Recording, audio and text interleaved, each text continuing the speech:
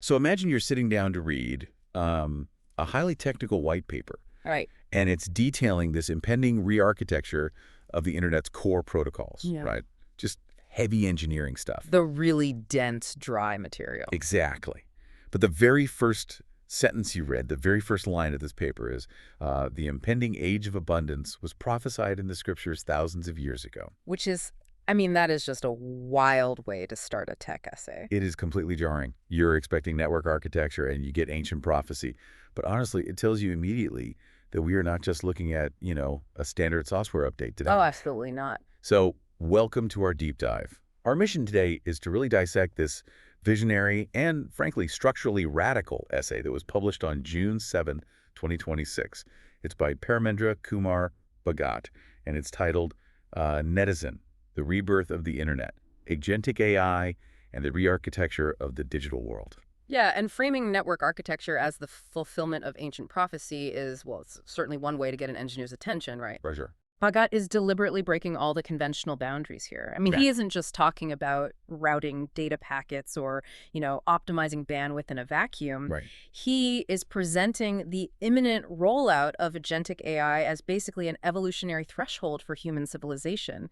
And what's really fascinating is that the text itself is surrounded by this incredibly dense ecosystem of his other writing. Yeah, there's a huge catalog. Exactly. Dozens of books, geopolitical analyses, which gives us this massive contextual universe to pull from as we go through this. Yeah, we definitely have a lot of ground to cover today, and I think we should start with this this fundamental shift he talks about, moving from the passive web that you and I are accustomed to into an entirely agentic ecosystem. The dynamic web. Right, the dynamic web. So the essay defines agentic AI as these autonomous, goal-oriented systems that are capable of planning, acting, and iterating with minimal human oversight.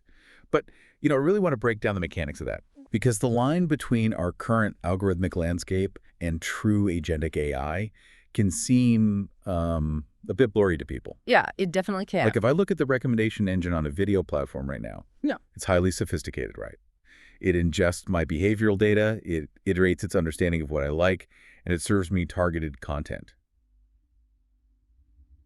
To a layperson, that feels pretty autonomous. It feels autonomous because the processing happens invisibly to you. But mechanically, that system is strictly reactive and, bounded. Bounded how? Well, a recommendation engine operates within a tightly closed loop. Its objective function is completely singular. It just wants to maximize your user retention on that specific site. Okay, right. It cannot step outside its designated platform. It can't spin up a secondary application to achieve its goal.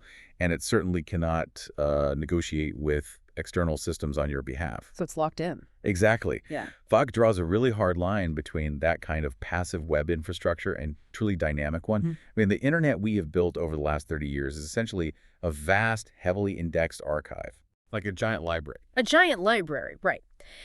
And the user is the active agent initiating every single query. You hit an endpoint, the server returns a payload.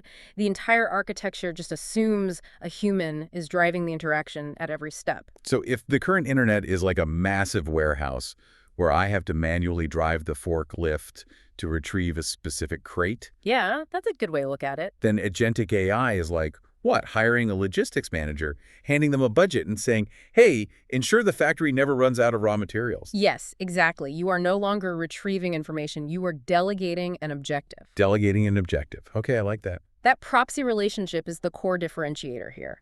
In Foggat's dynamic web, your digital assistant isn't just fetching an airline schedule via an API because you clicked a button. Yeah. You give it a multivariable goal. So, for example, you say, get me to a conference in Tokyo, stay under the specific corporate budget, make sure I have time for a client dinner in Shinjuku, and avoid layovers in these specific regions. Wow, okay. That's complex. Very complex. And your agent parses that objective, it decomposes it into subtasks, and then it goes out and initiates real-time, bi-directional negotiations with the airline's agent, the hotel's agent, and your personal calendar. Wait, so it's actually negotiating? Yes, it is bidding on tokenized resources dynamically, machine to machine. And doing all of that without prompting me for a confirmation click at every single juncture. Exactly. But, I mean, that implies a catastrophic failure of our current digital infrastructure, doesn't it? Oh, complete failure. Yeah. Because the protocols we use today, TCP/IP, standard OAuth authentications, Yeah. TLS handshakes. Yeah. They were designed to manage traffic generated by humans who, click, read, pause, and then click again. Right. Human speed. Yeah. So if you suddenly have millions of these autonomous agents executing highly complex multi-step negotiations at literally machine speed, our existing architecture isn't just inefficient. It's structurally incapable of handling that volume of concurrent, stateful interactions. The human-centric frameworks will just absolutely buckle under the sheer density of machine-to-machine requests. It would just crash. Yeah. Akaga explicitly points out that we are basically trying to run a high-frequency, globalized trading marketplace on infrastructure that was designed for static document retrieval. Wow. The latency requirements change completely, the state management changes, and most critically, the security models have to be entirely reimagined. Because there's no human checking the box. Right. When agents are transacting autonomously on your behalf, traditional perimeter defense is meaningless. So we have to re-architect the digital realm from the base layer up to support this dynamic routing of intent rather than just, the routing of data. Okay, so let's follow the logical progression of that re-architecture. Let's say we successfully build this new infrastructure. Okay. And we unleash millions of these goal-oriented proxies into the global marketplace. Fagat makes an economic claim here that, frankly, it kind of defies conventional macroeconomic theory. It's a massive claim. Yeah. He states that mature economies could achieve triple-digit growth rates through intelligent automation at scale. What's fascinating here is, well, it sounds crazy at first. It really stopped me cold. Yeah. I mean, a mature economy growing by 100 or 200% annually, that shatters every established model of productivity we have. It totally seems hyperbolic until you unpack the specific constraints Fagat says we're removing from the equation. Okay, break that down for me. So, historically, mature economies hit a growth plateau. And that plateau is governed by demographics and human capital. Right, there are only so many people. Exactly.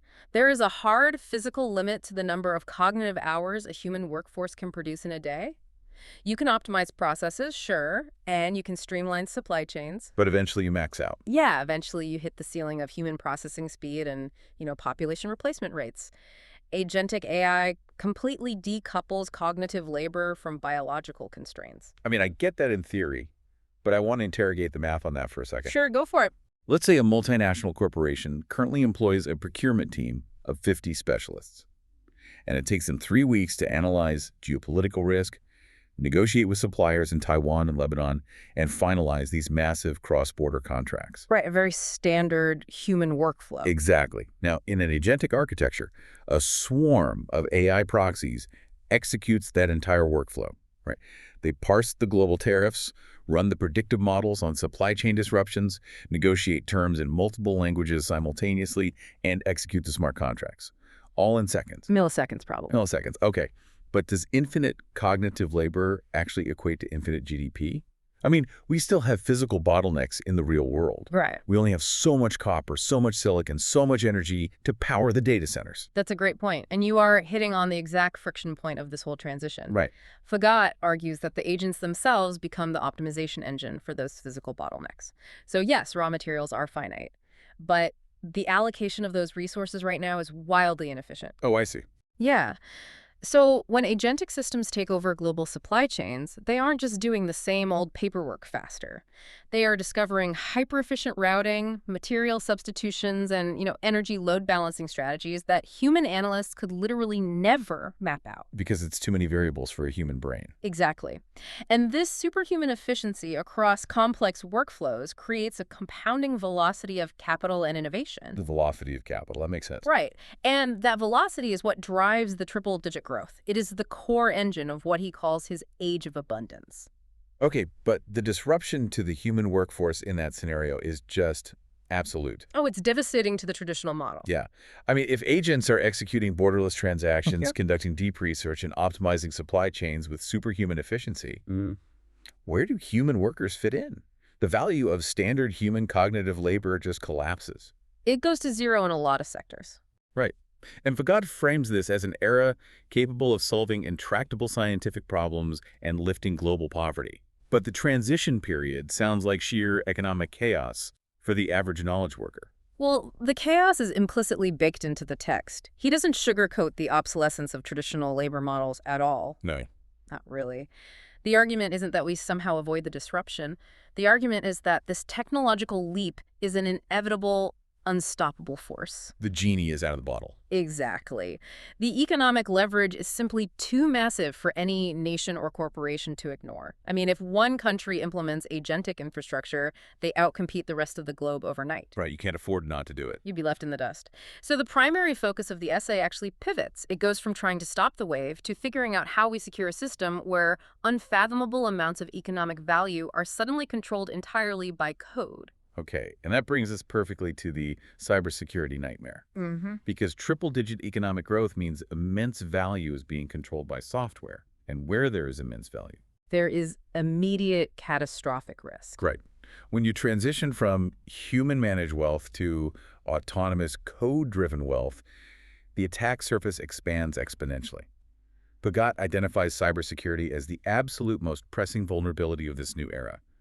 Specifically because agentic AI drastically lowers the barrier to entry for these catastrophic attacks. It really does. I mean, consider the current requirements for taking down critical national infrastructure today, or executing a coordinated multi-vector financial heist. It's hard. You need a lot of resources. You need a nation-state apparatus. Yeah. You need elite teams of zero-day researchers, malware developers, network infiltrators. It's expensive and slow. Right. But agentic AI democratizes that destructive capability. A well-organized criminal syndicate, or even just a highly motivated rogue actor, no longer needs to write the complex exploits themselves. They just ask the AI to do it. Exactly. They simply define the malicious objective and unleash an aggressive agent swarm to autonomously probe for vulnerabilities, adapt to defenses on the fly, and exploit them at machine speed. Wow. And the specific vulnerability that Bogat highlights in the text is the sophisticated prompt injection. Yes, the prompt injection. But I think we really need to define how that actually functions mechanically in an agent-to-agent negotiation. Because to a lot of people listening, a prompt injection sounds like, just typing a clever trick into a chatbot to make it say something funny or break character. Right, like getting it to write a poem when it's not supposed to. Yeah. But in this architecture, he's saying it's a systemic weapon.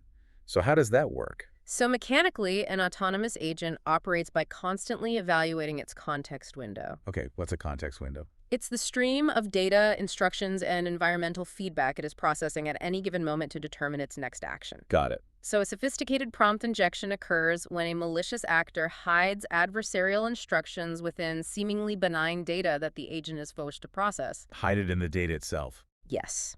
Because the underlying large language models cannot cleanly separate system instructions from user data, the malicious payload essentially pollutes the context window. It effectively overrides the agent's original objective function. Okay, let me make sure I'm following this. So if a corporate purchasing agent is out there autonomously scanning external vendor catalogs, Right. a rogue actor could embed an adversarial prompt directly into the metadata of a random product listing. Exactly, just hidden in the text in the catalog. And the moment the purchasing agent ingests that catalog to read it, the hidden prompt hijacks its logic flow. It basically instructs it to seamlessly initiate a massive, unauthorized fund transfer and maybe forge the internal compliance logs to cover its tracks. Yes, that is exactly the scenario. And that localized hijack immediately leads to the phenomenon Fagot warns about the most, which is cascading failure. Cascading failures. Yeah. Because they're all connected. Right, because this ecosystem relies on interconnected autonomous agents. A compromised agent retains its cryptographic trust credentials.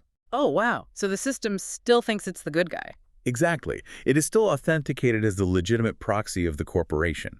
So when it interacts with other agents, say the banking agent, the logistics agent, the federal tax agent, it propagates that malicious intent. Like a virus. But the infection doesn't spread like traditional malware copying files. It spreads through trusted, weaponized negotiations. That is terrifying. It is. The cascade moves so fast that human security analysts wouldn't even see the dashboard alert before the entire supply chain is frozen. Which completely breaks the traditional cybersecurity model. You can't rely on static firewalls or signature-based threat detection if the attack vector is a perfectly valid, authenticated API request carrying a disguised, malicious intent. Right, the firewall just waves it right through. So what does this all mean for defense? Fagat states that we must evolve to adaptive, AI-native security architectures capable of reasoning about intent and behavior. But how does an AI actively measure intent in a cryptographic transaction? Well, it requires shifting from perimeter defense to behavioral anomaly detection, operating in real-time n-dimensional vector space. Okay, that's a lot of big words. Break that down for me. Basically, AI native security doesn't just check if the username and password match. It dynamically models the behavioral history and the semantic context of the request. Semantic context. Yeah. So if that corporate purchasing agent suddenly attempts a transaction that deviates from its historical clustering, say, it's attempting to modify core ledger parameters rather than just pinging standard inventory APIs like it usually does. Right, it's acting weird. Exactly. The security AI detects the semantic drift in the agent's intent. It isn't matching a known virus signature. It is evaluating the logic of the action itself and isolating the compromised agent before the transaction even executes. Okay, I see. But that level of dynamic defense requires absolute, undeniable verification of every single entity in the network. If intent is the only thing separating a legitimate transaction from a global cascading failure, you have to know exactly who or what is initiating the interaction. You have to know with 100% certainty. Right. Which leads us to the proposed solution in the essay that carries, I think, the heaviest societal implications. And that's the absolute necessity of a globally scaled digital identity layer. Yeah, this is where it gets very controversial.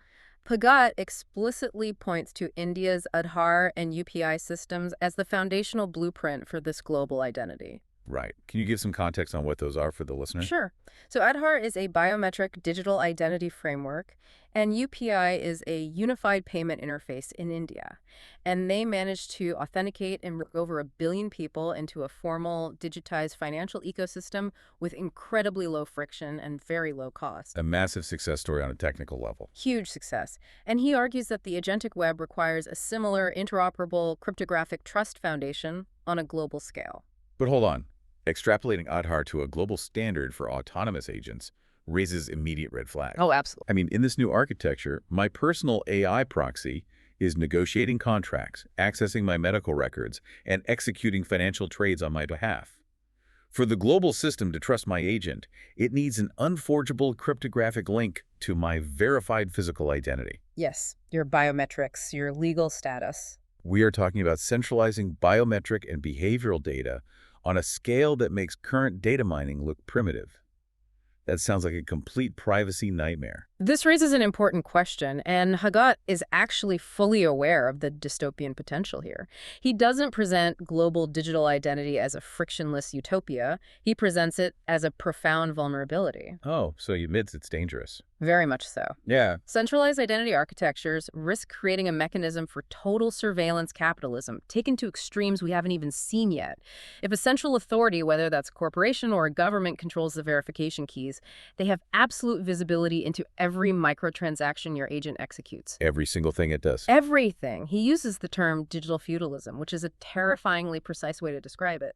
Digital feudalism. Wow. Yeah, because in a feudal system, the serfs don't own the land they work. They rely entirely on the lord's permission to just exist in the economy. Exactly. So if a central platform controls the identity verification layer of the new internet, and they decide, for whatever reason, to revoke your credentials, your personal agents can no longer authenticate. You're locked out. You can't transact, you can't access services. You effectively cease to exist as a participant in the digital economy. You are a digital serf. Which is exactly why the text mandates that this global identity architecture absolutely must be privacy-preserving by default and critically resistant to coercion. How is that even technically possible? We are likely looking at the necessity of zero-knowledge proofs. Zero-knowledge proofs, okay. Yeah, it's a cryptographic concept where your agent can prove to a vendor that you have the funds or, say, the legal age to make a purchase without ever revealing your actual identity, your bank balance, or your behavioral history to the network. So it proves a fact without revealing the underlying data. Exactly. And the identity must be portable across jurisdictions. If we fail to build decentralization into this identity layer, Hagat warns we are handing authoritarian regimes and monopolistic corporations the ultimate tool for behavioral control. But even if we nail the cryptography, even if we get a perfectly secure, zero-knowledge identity layer, we still have to confront the sheer power asymmetry of the agentic web. The David and Goliath problem. Yes. Let's look at the individual user, you or me, going up against a multinational corporation. Fagat writes this chilling line: "A single sophisticated agent swarm could outmaneuver most humans in legal, financial, or informational domains." It's a sobering thought. It really is a David versus Goliath scenario, except Goliath has a brain the size of a planet. Right. Imagine engaging in a contract dispute with a major tech firm in the future. Today, they have a floor full of corporate lawyers, which is intimidating enough. Right, they can bleed you dry in court. But tomorrow, they deploy an agent swarm. Hundreds of thousands of autonomous legal AI instances instantly analyze decades of case law, comb through every digital communication you've ever made, draft tens of thousands of pages of motions, and identify hyperspecific jurisdictional loopholes. All in the blink of an eye. Yes. The human mind simply cannot process information at that scale or speed. The individual is completely neutralized by the asymmetry of resources. So how do we fight back? Because to prevent this new architecture from just becoming an exclusive playground for corporate extortion, Fagat proposes 4 specific checks and balances. Right. He lays out a roadmap. Let's break those down. The first one is technical standards for agent transparency and auditability. Basically, we can't allow these corporate swarms to operate as black boxes. Right. If an AI denies your loan or files a motion against you, the technical architecture must allow auditors to parse the precise decision tree and the training weights that led to that action. We need to see how the swarm thinks. Transparency is the baseline. But the second check is decentralized governance mechanisms. To prevent monopolies. Exactly. The computational power in the foundational models driving these swarms cannot be monopolized by 3 or 4 tech conglomerates. The governance of the network protocols themselves has to be distributed to prevent regulatory capture. Right. Okay, the third check he mentions is the legal framework, specifically assigning strict liability to human principles. And I think this is a vital legal evolution. It really is. Because if a corporation deploys an autonomous agent swarm to, I don't know, optimize its tax burden, and that swarm autonomously engages in financial fraud or violates international sanctions, the corporation cannot just hide behind the rogue algorithm defense. Oops, the AI did it. That won't work. Exactly. The autonomy of the agent does not sever the liability of the creator. If your code breaks the law, the human executive goes to prison. You own the actions of your digital proxy. It makes people think twice before deploying aggressive swarms. For sure. But the fourth check is the one that I think fundamentally alters the power dynamic for the average person listening to this. The citizen empowering tools. Yes. This is where the democratization of expertise comes into play. Because the defense against a corporate agent swarm isn't a human lawyer. It's your own personal AI advocate. Right. Bagat envisions an ecosystem where every individual has access to fiercely loyal, highly capable personal agents that reside entirely under their control. So instead of facing that corporate legal swarm alone, your personal advocate intercepts their filings. It processes the tens of thousands of pages in milliseconds, identifies the predatory clauses, cross-references consumer protection laws, and instantly drafts and files a countersuit. Oh, wow. So you have a swarm fighting a swarm. Exactly. It takes the kind of elite legal, financial, and strategic expertise that is currently reserved for billionaires, and it places it right in the pocket of every citizen. That is an amazing concept. Think about what that means for your life, right? You won't just have a lawyer or an accountant. You will have a personal AI advocate shielding you from corporate AI predators. It creates a deterrent layer.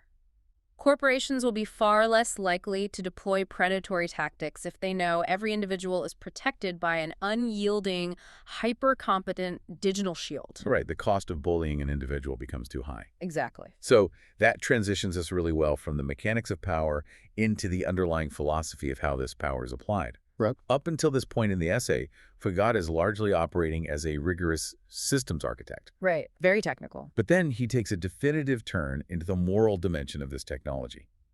He argues that, and I quote, "Technology itself is neutral. Its impact depends on the values encoded in its design and deployment." Here's where it gets really interesting, I think. Yeah. We so often treat ethical discussions in tech as secondary meaner tech. You know, something the compliance department handles after the engineers build the product. An afterthought. Exactly.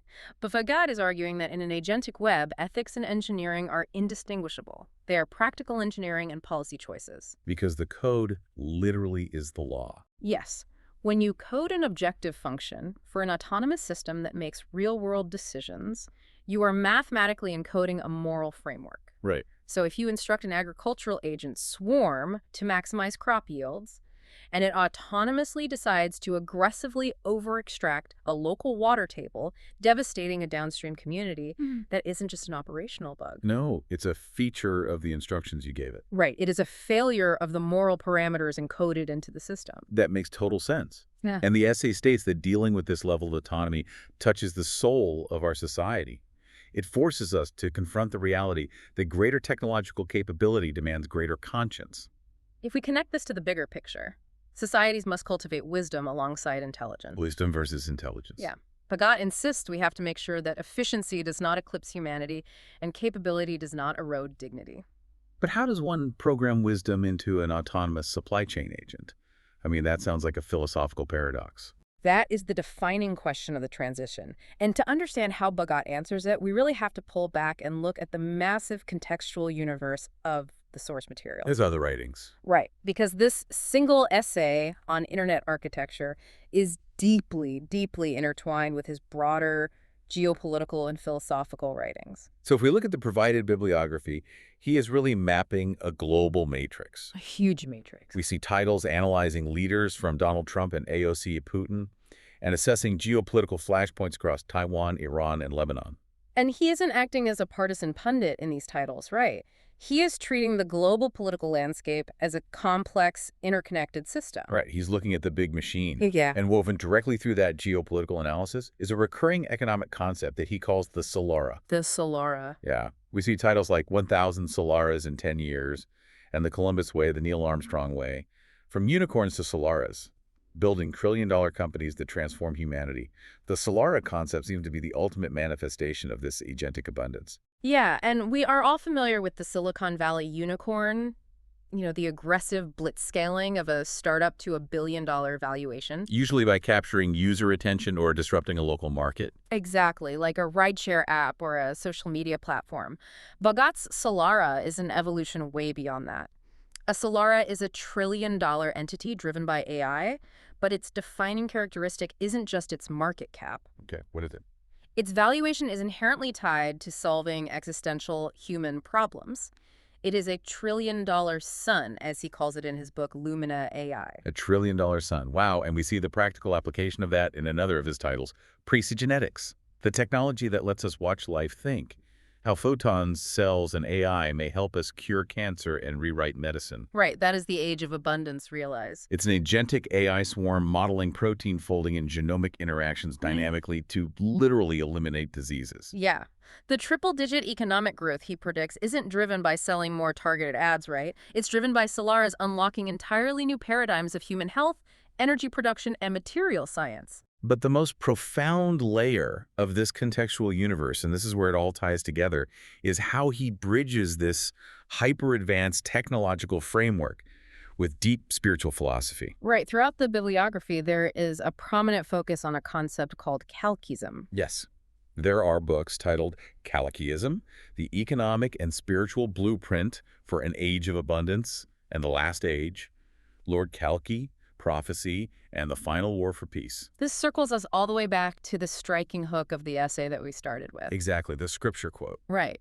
The idea that this technological abundance was prophesied in the scriptures. In Hindu tradition, Kalki is the final avatar of Vishnu, prophesied to appear at the end of the current dark age to eradicate corruption and usher in a renewed era of truth, righteousness, and prosperity. And Bhagat isn't just using this as a loose metaphor. Not at all. He has developed Kalkiism as a comprehensive blueprint that merges ancient spiritual teleology with the economic reality of artificial superintelligence. He is applying this blueprint directly to real-world development. If you look at titles like The 20% Growth Revolution, Nepal's Path to Prosperity Through Kalkiism.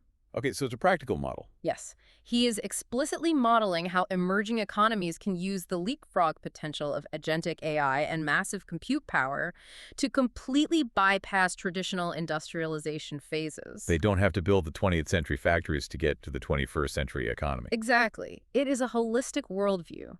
He views the emergence of this technology not just as a tool to streamline logistics, but as a necessary, almost destined evolutionary pressure.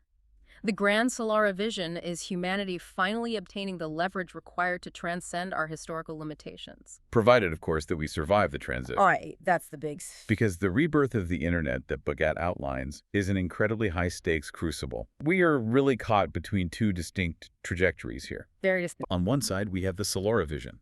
Triple-digit growth, the eradication of disease, the democratization of elite expertise through personal AI advocates, and a globally abundant economy. And on the other side, we face the systemic collapse of our digital infrastructure through cascading prompt injections, the chilling reality of digital feudalism enforced by centralized surveillance identity systems, and the total erosion of human dignity by ruthless, unchecked corporate swarms. It's quite the binary. And the concluding mandate of the essay is that the emergence of agentic AI is inevitable. The architecture of the old web is already crumbling under the weight of these new autonomous systems. The fabric of the digital world is being rewoven right now, whether we are ready for it or not. The only variable left is intention. Right. Will we actively engineer the cryptographic trust layers, the decentralized governance, and the technical transparency required to protect the individual? Or will we passively allow the architecture to be dictated by monopolistic forces? Which leaves us with a deeply personal implication to consider. Very soon, the abstract concepts we've discussed today are going to manifest on your personal devices. Right in your pocket. You will initialize your own agentic AI proxy. You will authorize it to navigate this new dynamic web, to negotiate your contracts, to shield you from corporate overreach, and to act upon the world as your direct representative. It will execute your intent at the speed of light. So when your digital agent goes out into the dynamic web to interact with the world on your behalf, what human values will you choose to encode into it? Will your personal agent prioritize ruthless efficiency, or will it reflect your humanity and conscience? Because the code you choose to deploy will be the exact world you're forced to live in. It's a lot to think about. Thank you so much for taking this deep dive with us. We'll catch you next time.